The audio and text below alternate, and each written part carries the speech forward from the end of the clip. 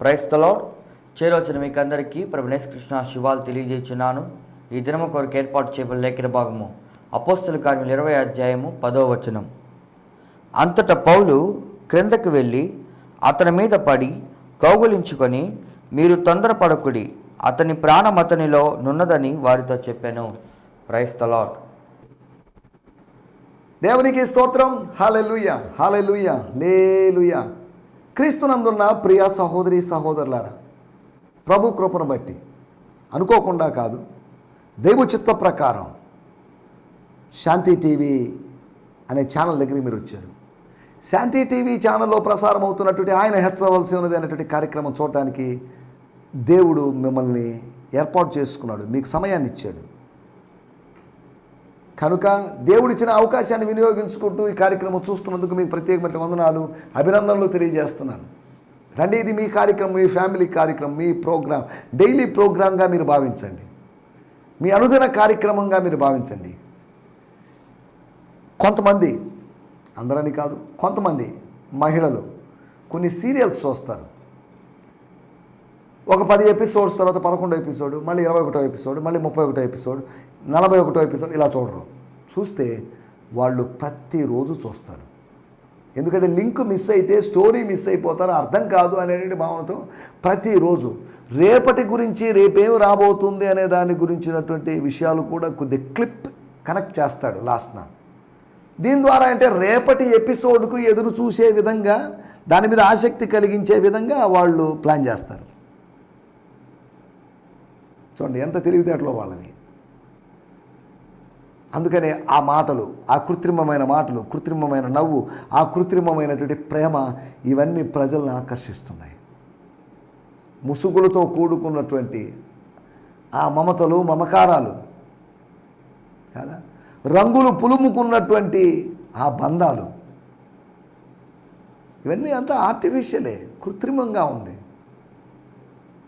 Plastic కథలు, plastic నవ్వులు, plastic అనుబంధాలు. దేవుని స్తోత్రం, హల్లెలూయా. మనం ఆలోచిస్తున్న విషయాల్లోకి వచ్చేద్దాం రండి. మనకు సమయం కొద్దిగా ఉంది, దేవుని మాటలు మనం వినాలి. దేవుని మాటలు వింటే మంచిది. లోక సంబంధమైన మాటలు ఎంత విన్నా కానీ ప్రయోజనం లేదు.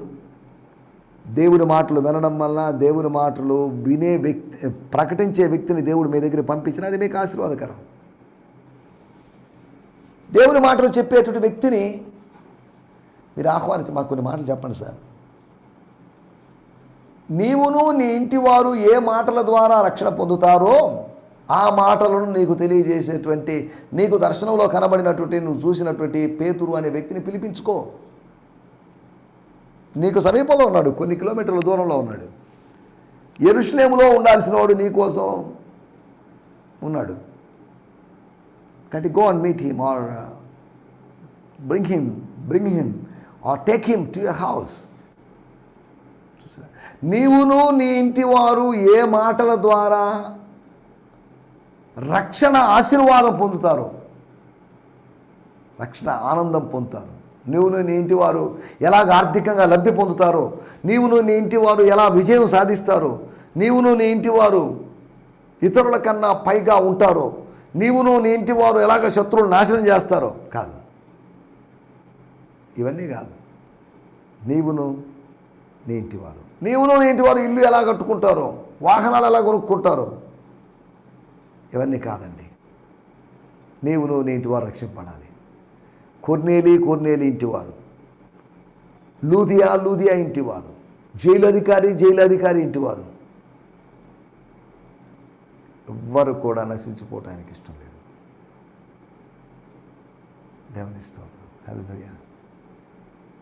ఒక్కరు కూడా చిన్నోడే కదా, పోతే పోయిందిలేండి.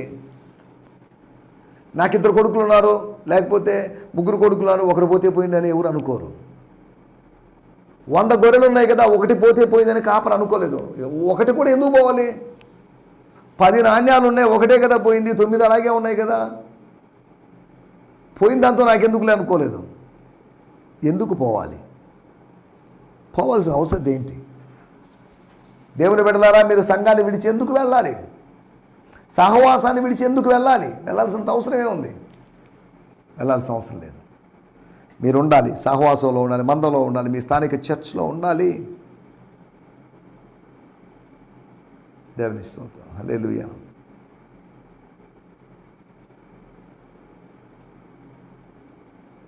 మోషే ఉద్దేశమైన, యేసు ప్రభు ఉద్దేశమైన, కాపరి ఉద్దేశమైన, మనందరి ఉద్దేశమైన ఒక్కటి కూడా we should not lost a single one.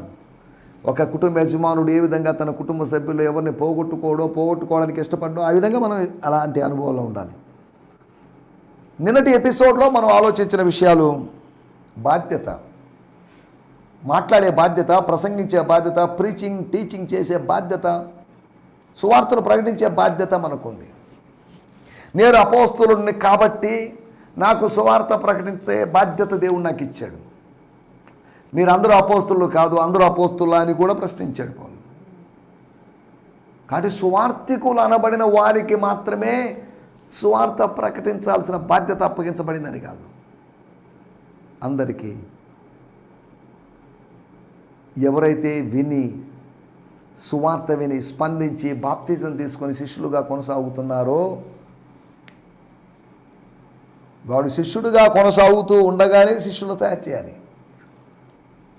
మన సంఘాల్లో వచ్చేటువంటి కొంతమంది క్రైస్తవులు ఏదో వస్తున్నాం వెళ్తున్నాం అన్నట్టుగా ఉన్నారు, కానీ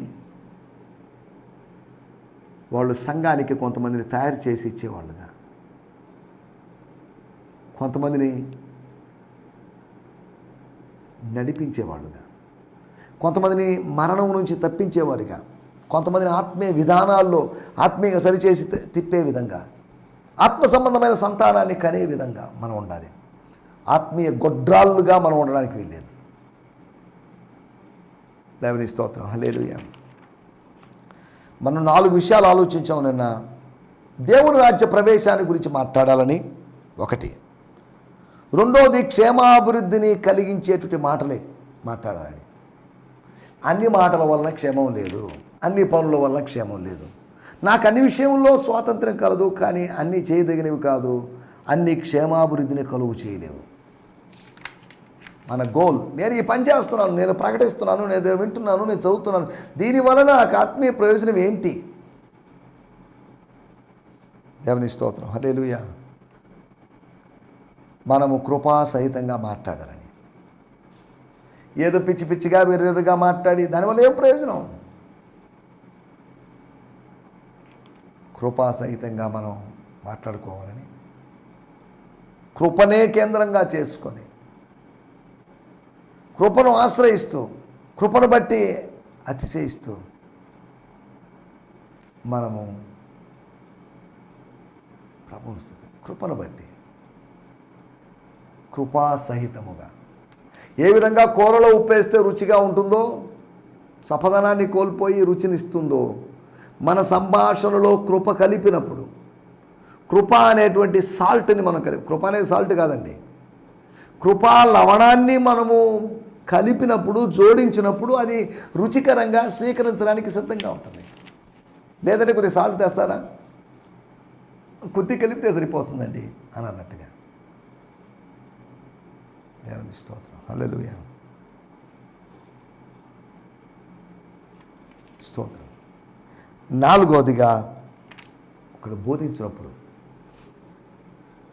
మొదటి శతాబ్దం అయినా, 21వ శతాబ్దం అయినా, లేకపోతే 22వ శతాబ్దం, 23వ శతాబ్దం అయినా, బోధిస్తే మాత్రం అరిచి కేకలేసి బల్లగుద్ది కుండ బద్దలైనట్టు మాట్లాడమని కాదు, క్రీస్తు సత్యాలని ప్రజలకు తెలియజేయనట్లుగా, క్రీస్తు సువార్తను తెలియజేయనట్లుగా మనం మాట్లాడాలి, బోధించాలి. బోధించడంలో మాట్లాడడం దాగి ఉంది. మాట్లాడకపోతే బోధించే అవకాశం లేదు. దేవుని స్తోత్రం. వీటి గురించి నిన్నటి ఎపిసోడ్లో మనం ఆలోచించాం. రండి, మనకు సమయం కొద్దిగా ఉంది కనుక చిన్న ప్రార్థన చేసుకుందాం. ఎందుకు ప్రార్థన చేస్తున్నానంటే, ప్రార్థన చేయాలనే రూల్ ఏం లేదు. కొంతమంది ప్రసంగానికి ముందు ప్రార్థన, ప్రసంగం తర్వాత ప్రార్థన చేస్తుంటారు, ఏం తప్పేం లేదు. కానీ అలాగని అలా ముందు ఒక ప్రార్థన, సాగదీసిన ప్రార్థన, తర్వాత సాగదీసిన ప్రార్థనతో సమయం వ్యర్థపుచ్చడం కన్నా, సందేశానికి ఎక్కడే పిలువబడినప్పుడు ఇక్కడ 26 నిమిషాలు నేను మెసేజ్ ఇవ్వాలి. 26వ నిమిషం వరకు నేను ప్రసంగిస్తూ ఉండలేదు. నేను ఇంచుమించు 22 అవుతుండగా అలర్ట్ అయిపోతా నేను, ఇంకా ముగించాలి, మాటలు కాస్త స్లో డౌన్ చేయాలి, ఇంకా మిగిలిన పాయింట్లు ఏమన్నంటే పూర్తి చేయగలను ఆలోచించి ఆ పాయింట్లోకి వచ్చేపోయాలి అని ఇలా ఆలోచిస్తాం, ప్లాన్ చేసుకుంటాం. 26 నిమిషాలు ఉన్న చోట 40 నిమిషాలు 50 నిమిషాలు ప్రసంగం చేసామనుకోండి, దాన్ని ఏమైనా పార్ట్ 2గా వేయాల్సిందే తప్ప అన్ని కంటిన్యూగా వేసేటువంటి అవకాశం లేదు. మనం ఎలా మాట్లాడాలి, ఎలాగా చేయాలి, ఎలా నడవాలి అనేటి విషయాల గురించి దేవుని వాక్యం మనకు నడిపిస్తుంది. కాబట్టి ఆ నడిపింపు మనకు దొరుకున్నట్లుగా దేవుని యొద్ద నుంచి దొరుకున్నట్టు, నడిపించేది మనం కాదు. నన్ను నేను నడిపించుకోలేను, నేను ఒక సంఘాన్ని నడిపించలేను, ఒక సంఘ కాపరి కొంతమంది విశ్వాసులు నడిపించలేడు, ఎవరిని నడిపించలేరు. కానీ మనందరినీ నడిపించగలిగిన వాడు దేవుడు. సమయంలో చిన్న ప్రార్థన చేసుకుందాం. ప్రార్థన చేస్తున్నప్పుడు మీకు ఎవరికైనా అనారోగ్యంగా ఉన్నట్లయితే, ఒకవేళ మీకు హార్ట్ ప్రాబ్లం అయితే హార్ట్ మీద అలా చేతిని పెట్టుకోండి, స్తోత్రం, అలా చేతిని పెట్టుకోండి. లేదా మీ వ్యాధికి గురైనటువంటి శరీర అవయవాల మీద మీరే చేతులు ఉంచుకోండి. ఆ చేతుల మీద అదృశ్యమైన దైవ హస్తాలు ఉన్నాయని భావించి, దేవుడు దిగి వచ్చి మీకోసం కార్యం చేస్తానని భావించి ప్రభువుని మహిమపరచాల్సిందిగా కోరుతున్నా. చిన్న ప్రార్థన, మీ ప్రార్థన మనవులు నాకు పంపించండి. 2 వాట్సాప్ నంబర్లు ఉన్నాయి కాబట్టి ఆ రెండింటికి మీరు పంపించవచ్చు. లేదంటే ఈమెయిల్ ఉంది, ఈమెయిల్ ద్వారా మీ ప్రేయర్ రిక్వెస్ట్లు పంపించవచ్చు. చిన్న ప్రార్థన. పరిశుద్ధుడైన మా దేవా, మీకు వందనాలు. మాకిచ్చిన మంచి రోజు కొరకే మీకు వందనాలు. మేము ఈ లోకంలో ఎంతకాలం బ్రతుకుతామో తెలియదు, కానీ బ్రతికినంతకాలం నీ కోసం బతకాలి అనేటువంటి ఒక తీర్మానంతో మేము ముందుకు సాగలుడు సాయం చేయండి. స్తోత్రం నాయనా. మా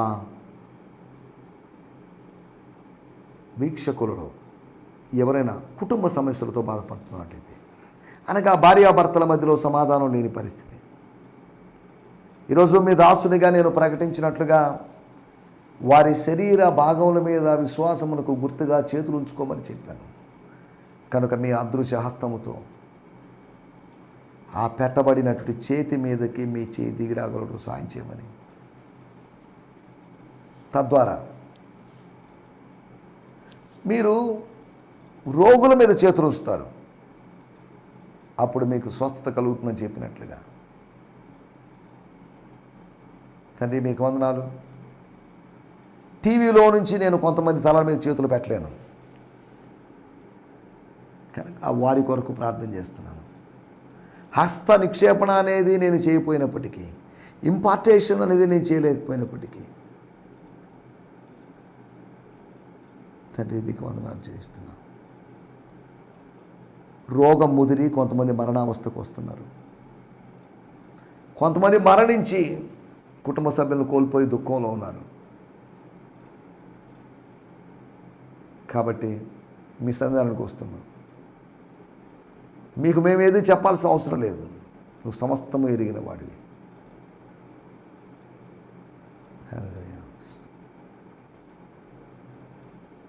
తండ్రి మీకు వందనాలు. క్యాన్సర్తో బాధపడుతున్న వాళ్ళు ఉన్నారు, వాళ్ళని గురించి ఆలోచిస్తుంటే బాధేస్తుంది. కడుపులో గడ్డలు, ఇంకా రకరకాల సమస్యలతో ఉన్నవారు, వైద్యశాస్త్రం వీళ్ళని బాగు చేయడంలో విఫలమైపోయింది. పరమ వైద్యుడా, మీరు వారిని స్వస్థపరచమని అడుగుకుంటున్నాం. తండ్రి మీకు వందనాలు చెల్లిస్తున్నాం. వివాహాలు కావలసినటువంటి యవన బిడ్డల కొరకు ప్రార్థన చేస్తున్నాం. వారికి చక్కటి భాగస్వాములు మీరు అనుగ్రహించండి. ఉద్యోగ ప్రయత్నాల్లో ఉన్నటువంటి యవన బిడ్డల కొరకు ప్రార్థన చేస్తున్నాం. వారిని మీరు దర్శించండి, వారికి ఉద్యోగాలు మీరు అనుగ్రహించండి. వివాహమై చక్కటి ఉద్యోగం సంపాదించుకొని సంతానము లేకుండా బాధపడుతున్న వాళ్ళు ఉన్నారు. 5 years అయ్యి, 10 years అయ్యి, 15, ఇలా బ్యారన్నెస్తో బాధపడుతున్న వాళ్ళకి గర్భఫలమును అనుగ్రహించండి. కనిపించువాడన నేను గర్భమును మూసిదనా నీ దేవుడైన యెహోవా అడుగుచున్నాడని యెషయా గ్రంథం 66వ వచనంలో మా వాగ్దానం మీరు నెరవేర్చండి ప్రభువా. మీ కార్యము జరిగించి మేలు చేయము. నువ్వు లెక్కలేనని అద్భుత కార్యములు జరిగించే దేవుడివి కనుక ఇప్పుడు కూడా ఈ దినాల్లో కూడా మా వీక్షకుల జీవితాల్లో మీరు అటు అనుభవాన్ని మీరు కలుగు చేయమని అడుగుకుంటాం. యేసు నామములోనే ప్రార్థించగలుగుతున్నాం తండ్రి. ఆమేన్, ఆమేన్, ఆమేన్, ఆమేన్. దేవుని స్తోత్రం. మీ అందరికీ వందనాలండి. రండి మనం దేవుని వాక్యాన్ని ధ్యానించుకుందాం. మన ధ్యానం నిమిత్తమై అపోస్తల కార్యములు book of acts 20th chapter verse 10. అంతటా పౌలు కిందకి వెళ్ళి అతని మీద పడి కౌగిలించుకొని, మీరు తొందరపడకుడి, అతని ప్రాణము అతనిలో ఉన్నదని వారితో చెప్పాను. చాలు. మన దేవుడు అద్భుతములు చేసే దేవుడు. మన దేవుడు ప్రార్థనలు ఆలకించే దేవుడు. ప్రార్థన ఆలకించి అద్భుతములు చేసే దేవుడు. ఇక్కడ పౌలు అతని మీద పడి కౌగిలించుకొని అని రాయబడింది. ఇది ఎక్కడి నుంచి వచ్చింది థాట్? ఆ యవనస్తుడి మీద ఈయన పడడం ఏంటి, కౌగిలించుకోవడం ఏంటి? బతికున్నప్పుడు కౌగిలించుకోవడంలో ముద్దు పెట్టడంలో ఒక అర్థం ఉంది. చనిపోయిన తర్వాత అంటే కొన్ని ప్రాంతాల వాళ్ళు అలాగా భౌతికమైన దేహం మీద ముద్దు పెడుతుంటారు. అతని మీద పడి అతన్ని కౌగిలించుకొని, ఇది మనం ఆలోచించాల్సిన మాట. మొదటి రాజుల గ్రంథము 17వ అధ్యాయంలో, రెండవ రాజుల గ్రంథము 4వ అధ్యాయంలో ఎలీషా మరియు ఏలియా, లేదా ఏలియా మరియు ఆయన శిష్యుడైనటువంటి ఎలీషాలు చేసినట్టు పని అని అనిపిస్తుంది.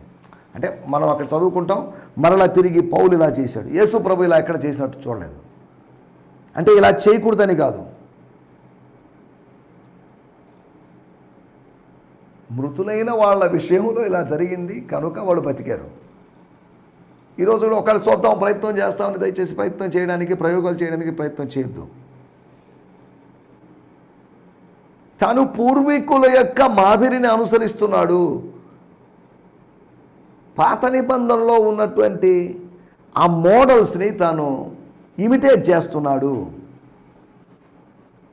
సరే, ఏదేమన్నప్పటికీ ఇక్కడ రాయబడిన మాట, పౌలు చెప్తున్న మాట, సోదరులారా, యవన బిడ్డలారా, శిష్యులారా, నా శిష్యులారని కాదు, ప్రభు శిష్యులారా, ఏం కావద్దు, ధైర్యంగా ఉండండి. మా ఫ్రెండ్ యూతికస్ ఐతుకు చనిపోయాడు, మీరు బాధపడాల్సిన అవసరం లేదు. ఎందుకు? వాడికి రేపటి నుంచి ఎగ్జామ్స్ ఉన్నాయో, వాడికి ఇంకేదైనా పని ఉందనో, ఇంకో కొత్త వ్యాపారం ఆరంభించబోతారో, మీరు ఏం ఆలోచించాల్సిన అవసరం లేదు. అతని ఆశలు తీరకుండానే చనిపోయాడని ఇలా మనం వ్యాఖ్యానించాల్సిన అవసరం లేదు. స్తోత్రం, హల్లెలూయా.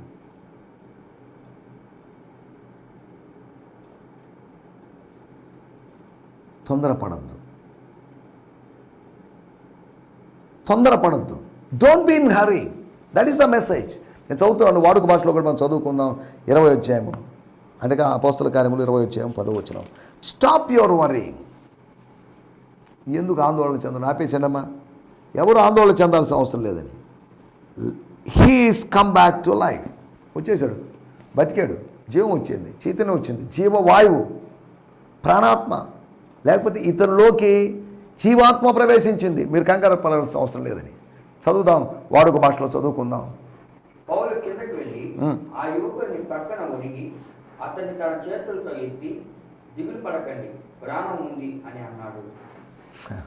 మీరు లేదనుకుంటున్నారు, క్లినికల్లీ డెడ్ అన్నట్టుగా మీరు వ్యవహరించారు. నో, హిజ్ లైఫ్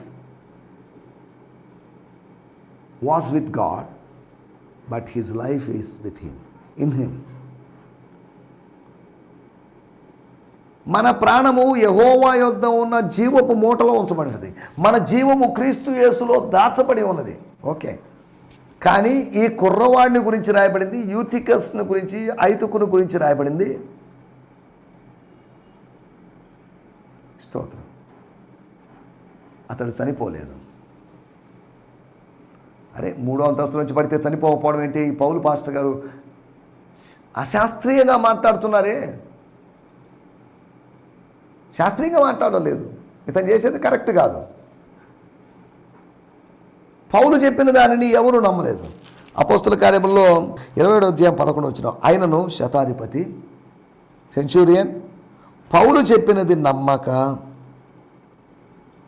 నావికుడును ఓడ యజమానుడు చెప్పినది నమ్మాను. మనల్ని ఎవరు నమ్ముతారండి? ఎవరు నమ్మరు.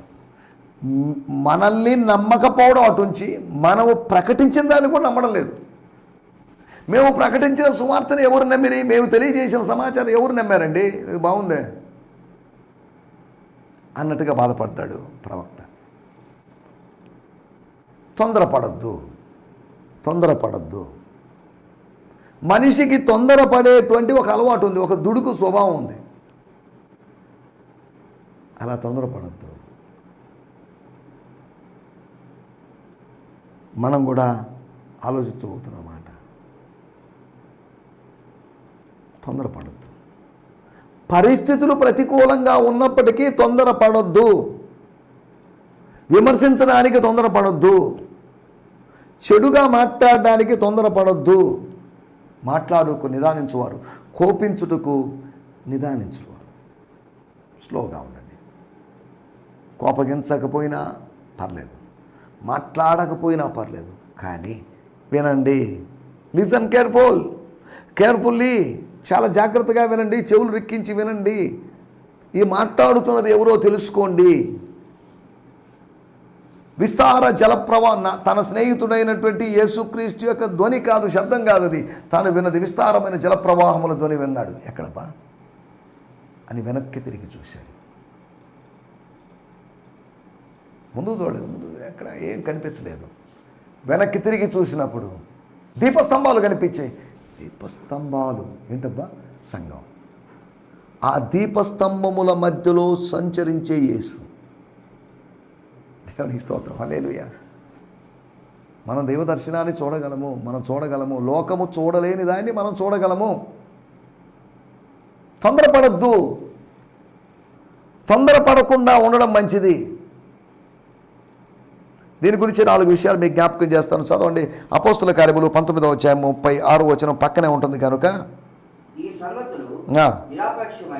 నిరాక్షేపమైనవి కనుక మీరు శాంతము కలిగి శాంతిని అనుభవిస్తూ, ఇన్నర్ పీస్ని అనుభవిస్తూ, సమస్త జ్ఞానమునకు మించిన సమాధానాన్ని అనుభవిస్తూ, శాంతము వహించి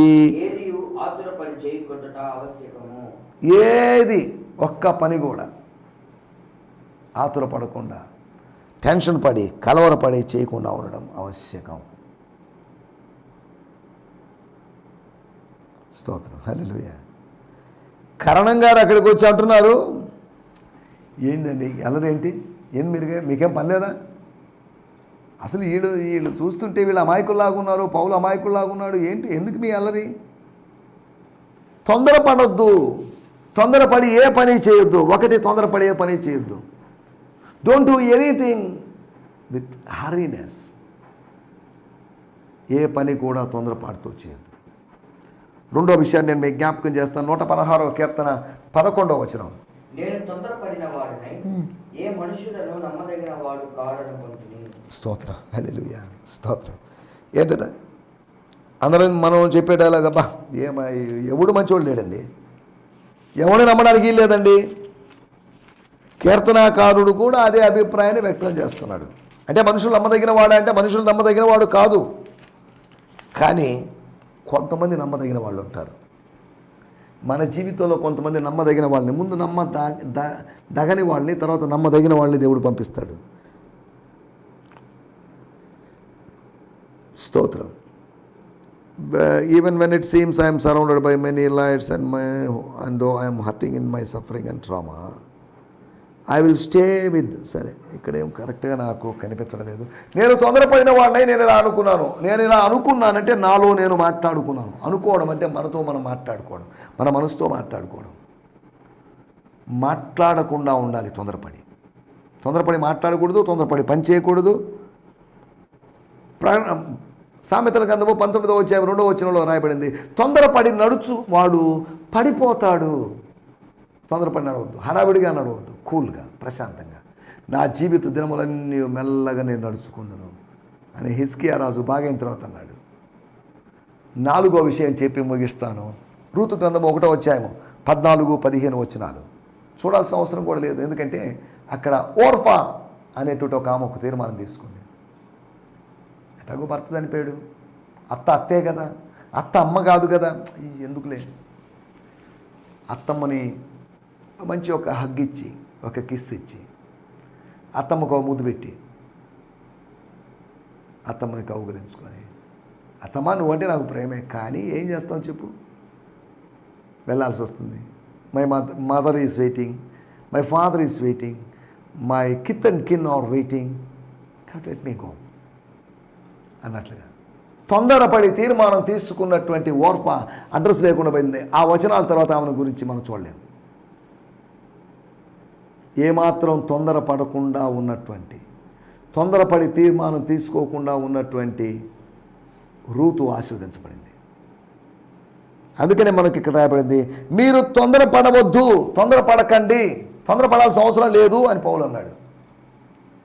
పని చేయడంలో తొందర, మాటల్లో తొందర, అంతేకాకుండా నడవడంలో తొందర, అంతేకాకుండా తీర్మానం తీసుకోవడంలో తొందరపాటు లేకుండా ప్రభు చిత్తాన్ని గ్రహించి ముందుకు సాగడానికి ప్రభు మనందరికీ సహాయం చేయనుగాక.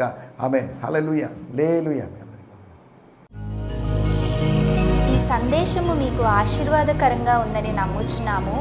ప్రార్థనా అవసరతల కొరకు మమ్మల్ని సంప్రదించవలసిన మా చిరునామా గిద్యోన్ మిషన్ చర్చ్, 6వ వీధి, శాంతినగర్, నెల్లూరు 4, ఆంధ్రప్రదేశ్.